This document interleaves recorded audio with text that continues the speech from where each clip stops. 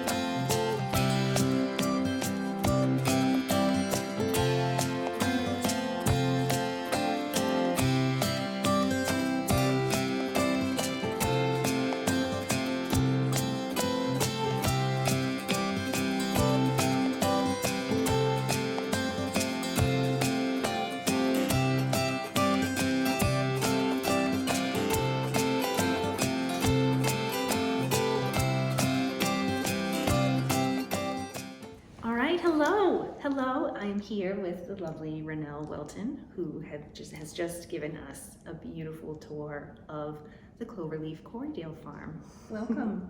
Thank you so much for having me. It's very exciting to have you on the property. Oh, we've And some of the sheep were very excited to see you as well. Yes, they were.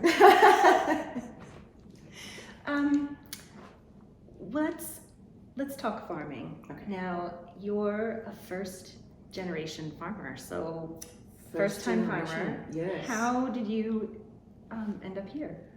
Oh my goodness. Yeah, so first generation, I was working over in Papua New Guinea, came back to Melbourne where my husband was, and we decided we want to get out of town.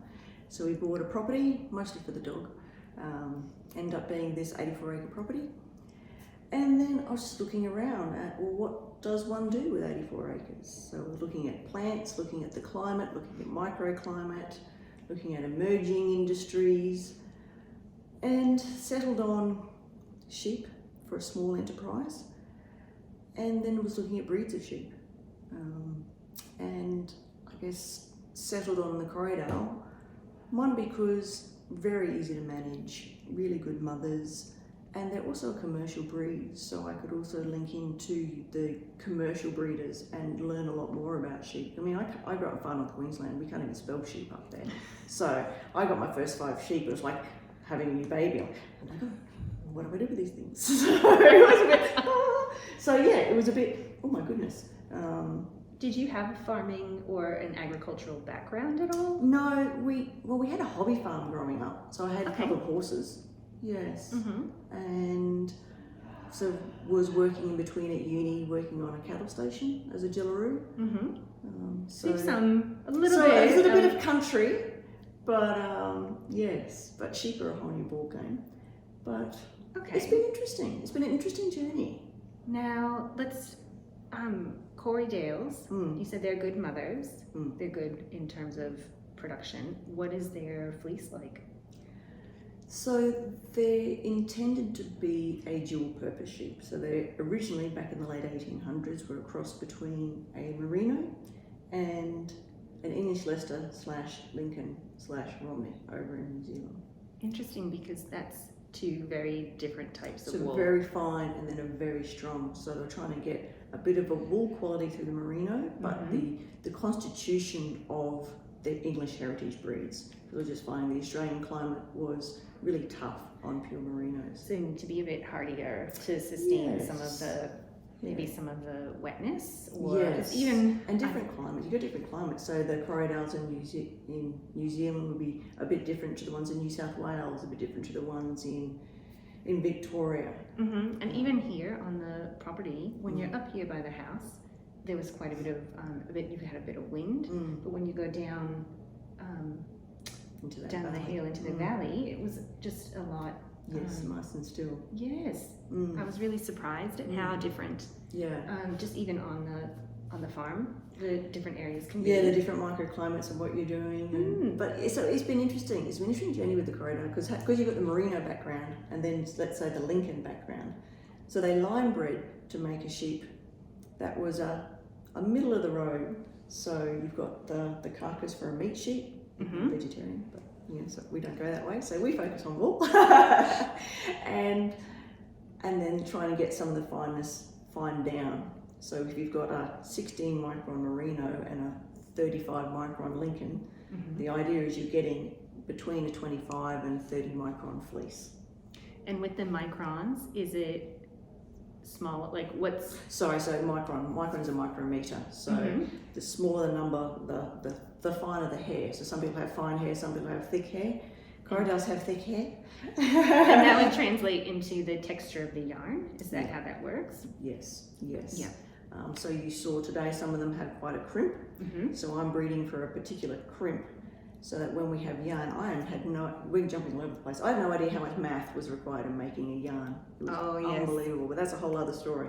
So I've got the crimp, so it's twisted to the crimp of the wool. Oh, fabulous. And then it's how many twists, because you don't want to turn it into rope Yes. or twine, but you don't want it so loose that it'll just fall. So it's been really interesting, but that's another story. Yeah. Well, you've started with 5 sheep. Did you Yes. have to do anything to the property to get it, I guess, more sheep ready, or how have you developed the property over time? And maybe I'll just, sorry, this is a 6-part question. No, it's good. How long have you been here? Yeah. So we bought the property in 2012. So came back from Papua New Guinea. I was in Papua New Guinea for 6 years. Mm-hmm. What were you doing there? Just Working in public health. Ah. Yeah. So I did most of my postdoc over in Papua New Guinea, and then was working in Melbourne, and decided I wasn't academic, and I wanted to do something more tangible, something more hands-on. So I was offered a job in Papua New Guinea because I've been working over there a bit during my PhD, and loved it. So working out in the communities, working in public health, so waterborne, water-washed diseases, malaria, tuberculosis and things like that. What's your PhD in? Biochemistry, snake venoms. So I was working on typhoon venoms. Used to be a nurse. So sort of linking in that with public health, and then did a master's in public health. Jack of all trades, masters of none. Well, I think it's given you a solid background to be doing what you're doing, and now developing the property. What are you doing to, I guess, kind of match the growth of the sheep side of things with the farm? Because that would have to kind of go hand in hand, no? Yes, well, it's been interesting in the progression while we've been here of ideas. So, I mean, originally there was a shed that was intensively grazed with cattle, and it was all quite messy and muddy, and so that's why I wanted something, a lighter animal, because it's a bit of a clay base. Yes. And just being here for several years, just to look at where does the sun go, where is the wind, what are the microclimates. Looking at sheep as a lighter animal to not disturb the ground too much, and then asking my poor patient husband, James, to build my fences and sheds. So the aim is I'm linking more in with your regenerative agriculture groups to then graze particular areas intensively and then rotate the sheep around so that areas have time to regenerate. So they're poo fertilizers, we try and decrease the worm burden, we're giving everything time to recover. And I also have numbers that are enough, so I factor in kangaroos into the grazing animals on the property. So there's something called a DSE, drive sheep equivalent, which is how they rate. So a 70 kilogram merino wether will eat this much in a day. So how many sheep can you have per hectare to have it manageable? So mine are about 2 as opposed to 1 because they're so fatty boombas. But then kangaroos, so my sheep are 2, a normal merino would be 1 DSE, and kangaroos apparently are 0.625. So I factor in about an extra 50 kangaroos into the grazing program as I rotate around, because I don't want to overgraze the property, but I just don't want to pillage the place for the animals. And the wombats, we have heaps of wombats here as well. Yes. That is a lot of math to fit. So it's sort of, it's a regen ag. Yeah. Let's share. Yeah. And then also having the property and offering it to young students coming through. So tell us about that. We've had a couple of high school students that have gotten into Corriedale, and they've left high school and said, okay, I want to start my own sheep stud. Okay. I need a bit of land. So adjusting land to them and then supporting them with their sheep, and they're really helpful for me. It's really helpful having an extra person to hold a sheep and things, and just being part of that opportunity. Well, and it's bringing up an entire new generation of farmers, isn't it? And that's really important for the Australian industry, hey? And bringing around those younger people, because I don't have kids, but just having those younger people around you, and it's just fantastic. Like, I have really high hopes for the younger generations coming through, like seeing these kids, don't call them kids, students coming through. You know, and then we're having an open day in November and inviting some of the other small studs. So there's a gorgeous young lady who's in grade 12 who started her stud in Gisborne, so I'll be inviting her to sell her fleece, and the young student here, and you know, just to build that through. And I think that's all part of giving back and giving people opportunities as well. It's good fun. I like it. So you might have heard some intermittent giggling, laughing, and merriment, and that is because there is currently, next door to where we are filming, a workshop being put on by the gorgeous Cat and Sparrow, who I think local Victorian viewers might know from various markets. She sells beautiful fibre and spindles, and is teaching a spindling workshop. Yes. because you have workshop space. We Tell have us about workshop that. This spaces. is incredible. Yeah, so the one thing I love about being so close to Melbourne and the property is, I mean, I love the sheep. I mean, I'm principally a sheep cuddler beyond anything else, I'll be honest. But it's there's such an amazing community that I've learned from this. So you've got the farming community and the commercial, the big commercial guys, but it's also linking into the wool and the yarn and bringing people together. I just really want to have a focus. So you've got Kathy and Will here. We've got a workshop space. We've got the bed and breakfast. I mean, one of the things I love doing is when people buy a fleece is telling them about the sheep and the sheep's personalities and bringing people back to what's real. Because Dee Dee. And Dee Dee, yeah, Right. Yeah. So people come back. I want baby's fleece this year, and can I have Red's fleece? But it's the people. So while I'm doing the farm and the yarn and the wool, there's so many other people. So I have people that support me with yarn dyeing, and then people who are knitters, and some people who are weavers, and just the ideas and the think tank and the talent of people. And I'm keen to have a place where people can come and meet. I've had knitting groups here that have just come and stayed for the weekend, and we can sleep 10. So they booked the entire place out, and we've gone for a wander, and just the non-stop chatting and knitting and laughter. And to me, that is what drives me. It's not just the sheep and the farming, although I love the sheep. It's the But community. it's the people and it's the community around there that I think is so important. I think we're very lucky in Victoria to have such a rich and varied community of fibre producers, fibre artists, and that's one of the things that we wanted to showcase with our podcast. Yes. So James has joined us on the couch. James, what's your favorite part about living on the farm? I love the space, the privacy, the animals every day, just to see them. There's always something going on. I'm watching how they interact and watching how they grow. We had this lovely lambing season of that was the one thing I told Nicole I had to do was have a lamb cuddle. It's very easy to get distracted. 2 days ago I was going to do the driveway, wasn't I? Yes. And I started the machine up to just do the gravel, and then all the lambs are jumping in front of the car, and I thought, I'll just sit here instead. He's there drinking, just watching the babies. Yeah, I packed a beer for the afternoon's work, and then decided I'll do that tomorrow. So I just sat there, and I had music on my headphones for the tractor, and I sat there and just watched the babies just jumping around. I thought, that'll do. I ran out of light after about 45 minutes, so that'll have to be tomorrow's job now. Yeah. But you've got that flexibility as well, then, don't you? Well, you work to the weather, so I'll have a list of things that I want to do today, and then the weather will tell me which ones I'm going to get done. Yeah. So sometimes, like a day like today, where it's not windy, would be not a bad day with the mowing. When it's windy, all the grass blows back in your face when you turn around. So it just depends. But the grass is a bit too wet, so it might get boggy. So what else can I do instead? Yeah. There's a list of jobs. Every day, 4 or 5 things go on it, and 1 or 2 things come off it. There's always something to do. And are you finding any challenges as a result of climate change, or that you attribute to climate change as I reckon. farmers? What I do you think this year will be a bad one for fire. I Yeah. suspect that by January or February. So every year we get better prepared for the fire season. So the latest addition was a brick garden bed that's now gone out.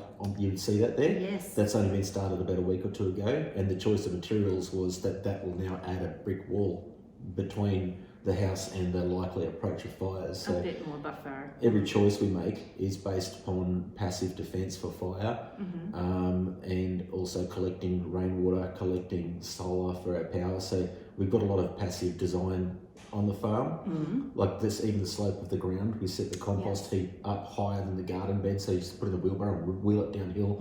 Just everything is about using the slope and using the prevailing conditions. So as the conditions change, we need to adapt as well. Things like the sorts of fruit trees that might succeed now. If we're going to plant trees, we'd have to look at probably what would be successful in warmer climates versus what has traditionally been successful here. That's the sorts of discussions we're having now going into spring.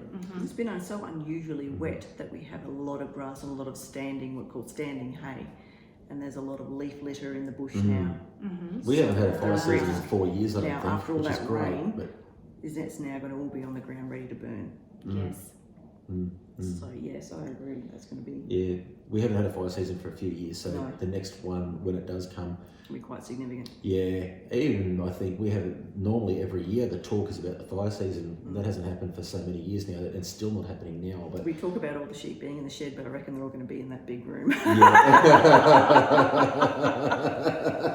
thank goodness you have the space. Yeah, well, yes, yeah, it's got the big sheep polished will concrete. be, sheep will be in air conditioned comfort out there. Yeah. Anyway, but yeah, so James is the infrastructure manager. Poor old James. He's built every shed, every fence, every strand of wire has been built by James. I built this house. I own a builder. Yes. So I'm pretty lucky. It's very impressive. It is. Because it's a beautiful property that you have there. Thank you. Yeah. We love it. Every time I drive through the gate, it's like, oh, I feel better already. Yeah. Every time. It's that little bubble, little time walk coming through the gate. Every time you drive in, you'd think maybe, because most things in life we get used to it.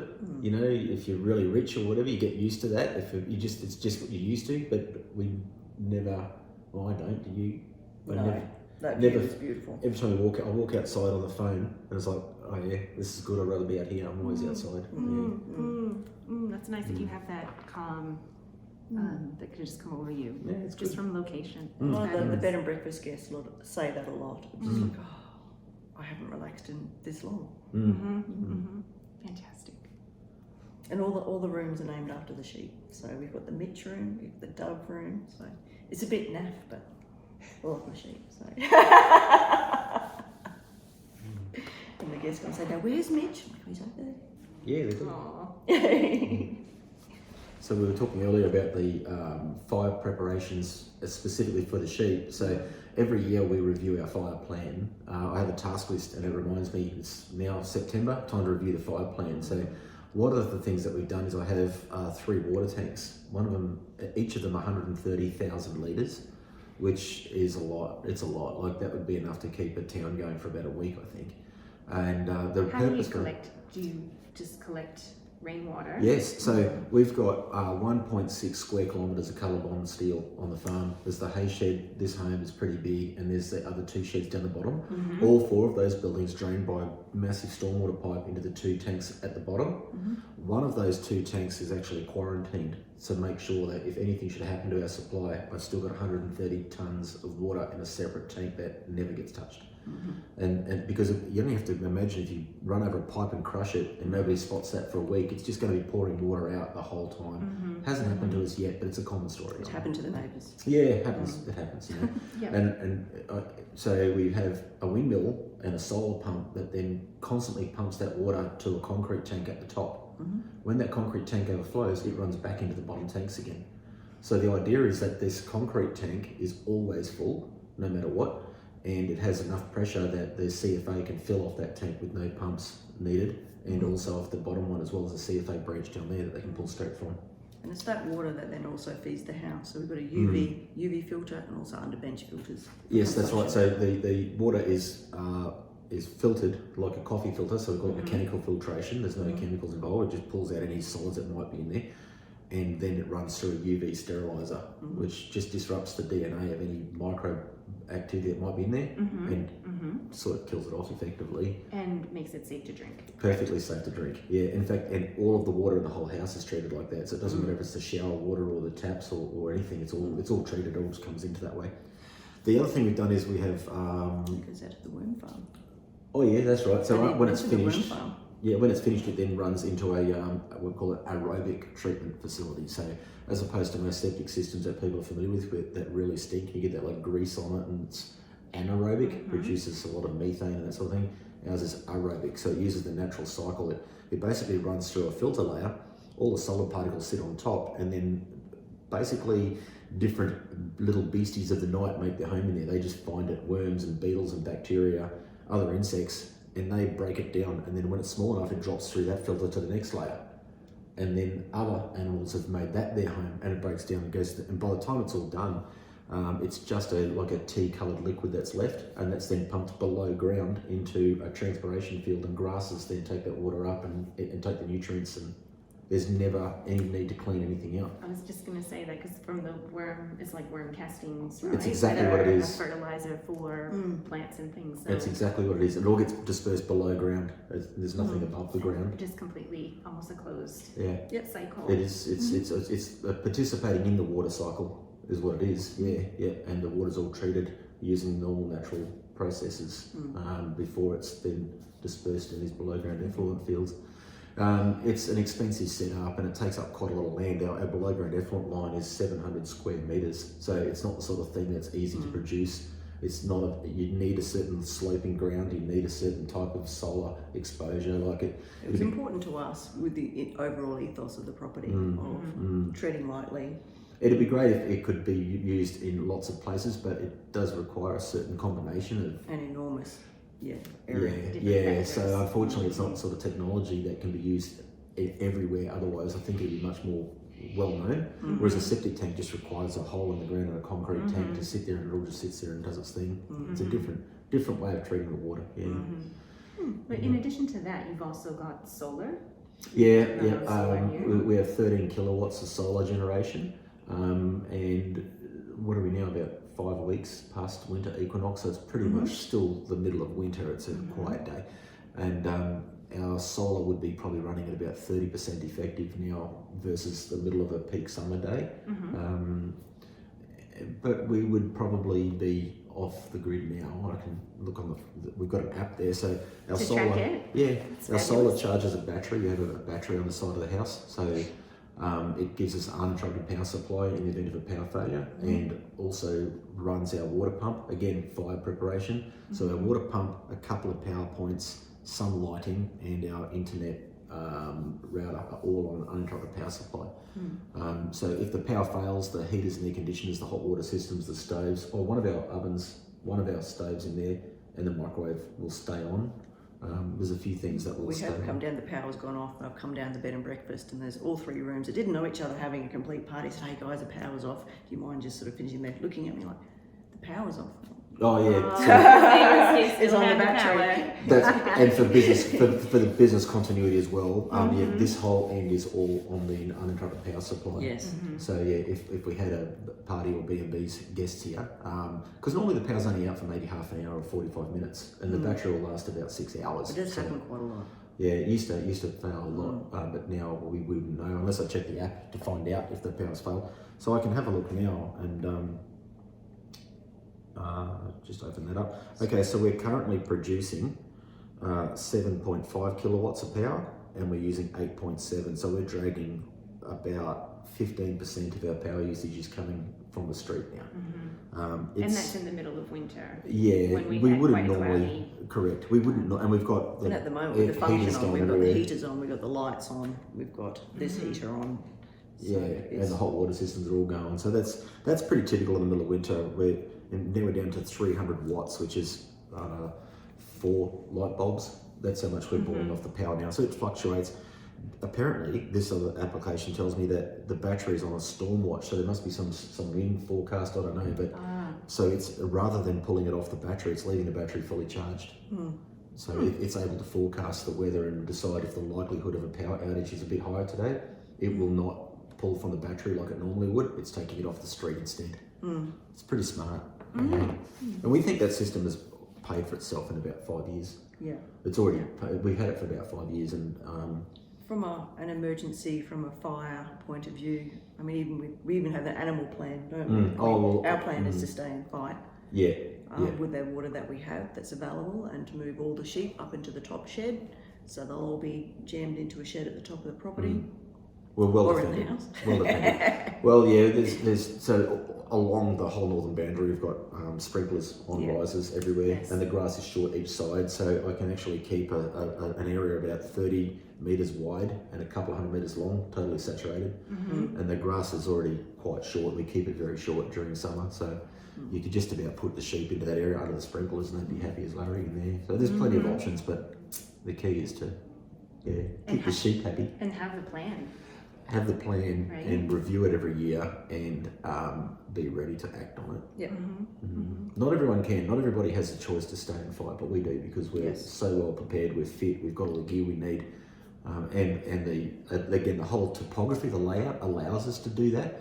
So it's not fair to judge people afterwards who've decided to leave or to stay and fight. Every single person in the same street has different circumstances. If we have like a code red or catastrophic forecast day, all of our B&B guests will be told to stay at home. We'll give them a full refund. I don't need to be looking after people here. And there's always someone here. We won't leave the property. Well, No, we'll be staying here. Yeah. But our fire Just plan, watching right? out. If you look at the materials of this home, it's polished concrete floors, brick, steel frame, double glazed glass, Wool insulation. aluminium frame. The insulation is a self-extinguishing insulation. All of the internal plaster is 13 mil, not 10, and it's a fire check plaster. It's designed actually in 3 parts. So the northern part of the house can catch fire and start to burn down. We just move to the middle room, and then that'll start to catch fire, perhaps, and burn down. We move to the end room, and by that stage the whole thing's run past. And that's actually advice of the CFA. That's their training. Is don't put yourself in a little bathroom. Put yourself somewhere where you can see what's going on. The fire will run past the house much quicker than the house will take to burn down. We don't have anything in the house that can, apart from the lounge chair we're sitting on now, there's very few things that could off gas and kill you. That's where people get hurt, is the poisonous gases. So no curtains on the windows here, right? There's no need for them, so we don't have them. Might have been a bit more detail than you needed, but Well, it's Thank you, baby. fascinating. It's fascinating because I don't think the average person actually gets to sit down and talk to a farmer in this way to get this kind of detail. Everybody just, not everybody, that's a terrible generalization, but you think, oh, farming, that would be an incredible life, idyllic, and just living in the land. But there's a lot to it. Methane producers, A lot of Yeah. math. There's a lot of planning and preparation. There's a lot of technical knowledge and know-how that goes into it. It's you make your own luck, I think, with this to an extent. Like, the more ready you are, the more able you are to cope with everything that happens. So you're not the only sheep farm local to this area, are you? No, and when we're talking about the community of people, so we've got Maureen from Fairfield Kings, who is a neighbour just down the road, and so she has wool and she has yarn, but the one thing is you work together to support and build the community of local farmers. It's not competition. None of the local farmers are competition. No, Our competition is Spotlight. Right. It's not even a competition, but it's... And Corriedale and Finn sheep wool are both quite different. They They're different characteristics and different properties, both beautiful. Yeah, but even if you had 2 Corriedale yarns from different people with different dyeing, like people have different colour schemes and different tones, and so I think anyone who can add into that local, I include New Zealand in local, anyone that can add into that integrity in the system and building that community beyond the big guys, I'm all for. So I see anyone that's joining in and linking in, from the farmers to the hand dyers to the mills. It's great. It's lovely. Let's talk yarn and fleece processing and how we go Yes. from this to this. 'Cause Yay. Yes. So we shear every year, once a year, normally late October, November. The aim is to shear before it gets too hot, but before all the grass seeds set, yes, so we don't get lots of vegetable matter in the fleeces. yes. I have some lovely volunteers that come and help, and they get a fleece in payment. I like that. Anyone want to do some rousing? We'll roust for yarn. So I started initially, I wanted to have everything as close to the farm as possible. So I went to Geelong, E.P. Robinson to Scouring, Yes, then to Trish at Cashmere Connections to have tops done, yes. and then Bendigo Wool and Mills were spinning up the wool, which has been magic for the past couple of years. I guess the mill has gotten very, very busy, and great products, beautiful products. So we've got a 4, an 8 and 10 ply made through them. So that's an 8, that's a 4. That's That a looks like 10. a 10. Yep. And Sounds like it it's just a feels bit so robust, but it's that real heirloom piece where you know you make something and it's not going to droop and pill and things like that. Beautiful cables. I reckon the stitch definition with this would be amazing. That's the one thing is they're really good for cabling. They really make your stitches stand out. So that was been my processing from, when did I start? So I started with, I want to do something more to add into the crafty community, rather than just fleece. So I think it's 2018 was my first run of yarn. So 18, 19, I went to Goldfields Mohair Farm first. Okay. Wow, okay, sorry, brainwave. Yeah, so they did a semi-woolen. Are they still spinning? No.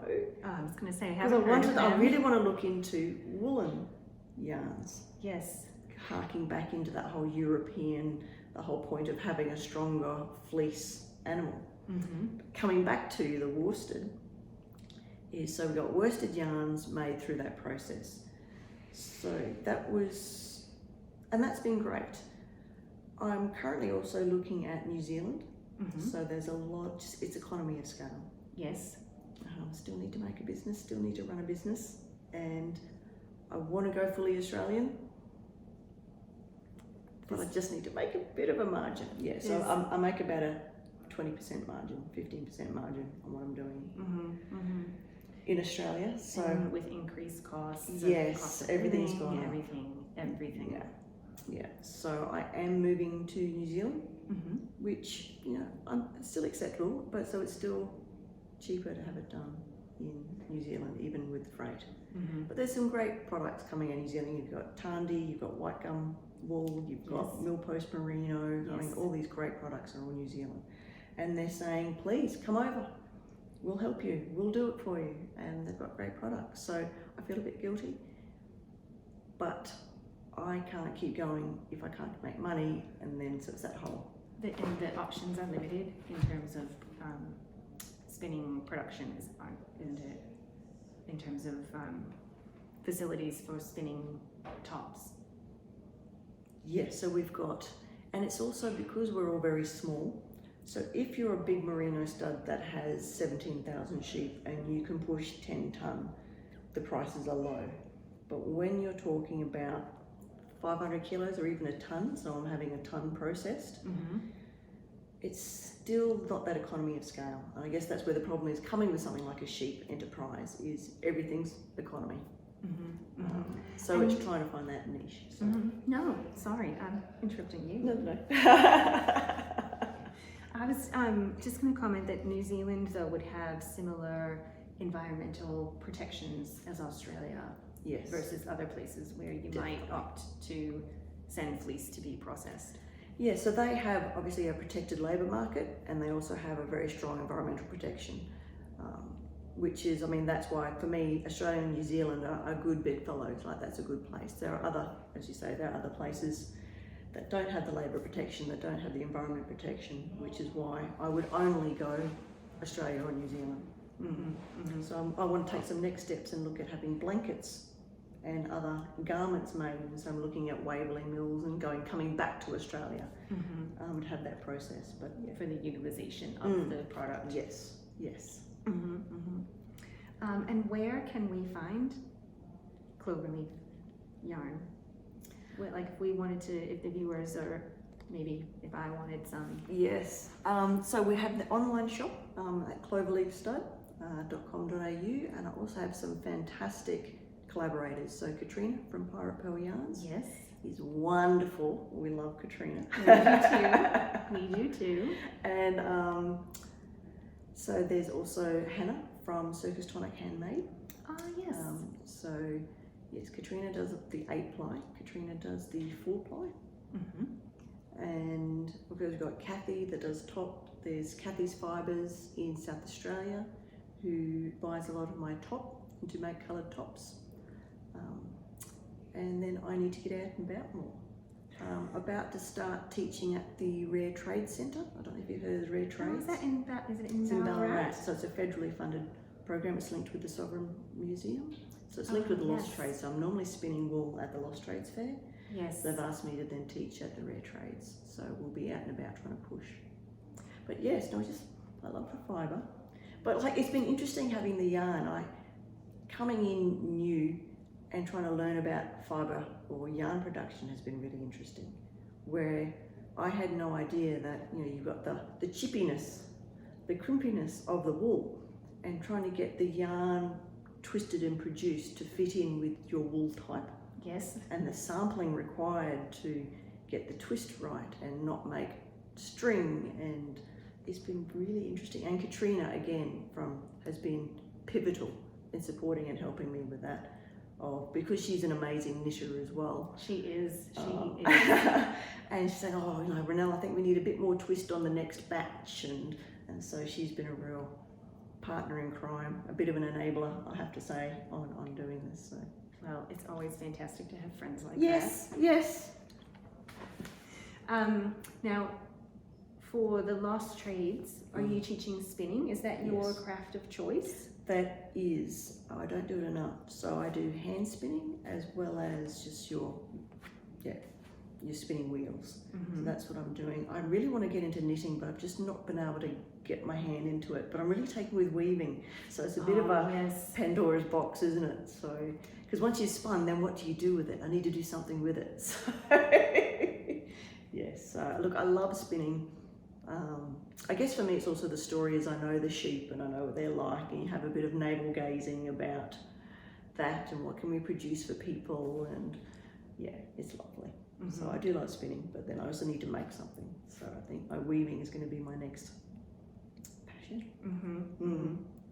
And because we are Purlfect Pairings, Yes. we always ask our guests what their drink of choice is when they craft. If it's a nice night, I do like a Bailey's.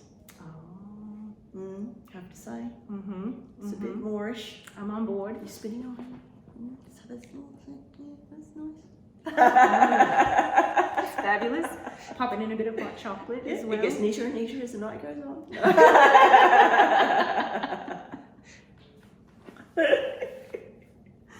Well, thank you so much, Ronelle, for having us today and for giving us the tour of the farm. We loved that, and for sharing about what you have done and what the future holds for Cloverleaf. I think it's going to be a fantastic. The function space is beautiful. The bed and breakfast is beautiful. It's been magic. It's been magic having you guys here, and it's nice to have that conjunction of the farm and the community and the yarn and the people and the young ones coming through. It's an exciting time. Definitely. Thank you so much. Thank you. Ronelle and James have just created the most amazing property here, from their environmental ethos, the farming practices that they have, and just the space that they've created for fostering community. It's really inspiring to see people who have started out in a different area and come to farming and done everything really deliberately, and I guess, you know, had the resources to really create the vision or to meet the vision that they had for their property. But it's a beautiful space, and we included a couple little images of the Airbnb in there. It's a lovely place to stay as well. So definitely worth thinking about if you're in the area and want a little country getaway. What do we call it? Not a sea change, tree change. A little weekend tree change. Definitely. Well, I think we'll wrap it up. If you've enjoyed this episode, please give it a thumbs up. And if you enjoy the content that we're bringing, it would be amazing if you could subscribe to our channel. It really helps the channel grow and reach more viewers, so that more people will know how amazing our local wool industry is. We also love comments, so please comment away. We respond to all of them. You can find us on we are on Facebook. We don't use it that often, but you can find us on Instagram at Purlfect Pairings. And don't forget Yes. that we are still running the Santa Sweater Cow in conjunction with Susanna Cartonen and Louie and Lola Yarn. So there's still time to join it. You've got until November to finish the knit. So we would love to have you along for that as well. And you can find out all the details on our channel. Well, friends, have a lovely day wherever you are. And until next time, happy knitting!